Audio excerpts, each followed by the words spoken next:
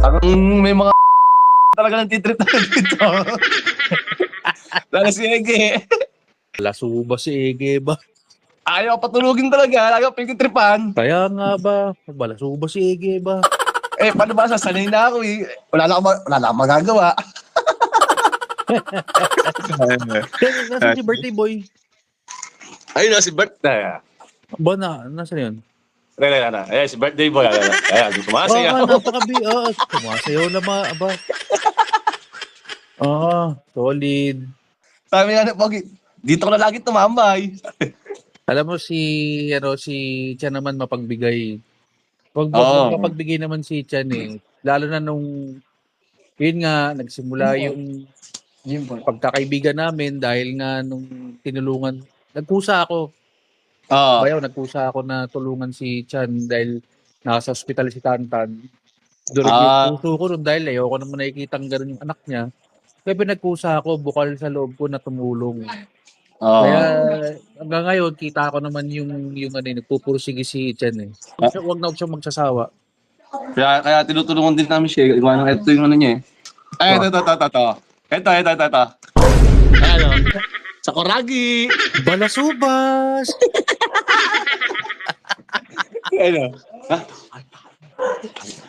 Dahil nakakainin, no? Asan? Gutom na ako, nakabiyahe nga ako. Gutom na ako, boss. Ano? Si Mayaw.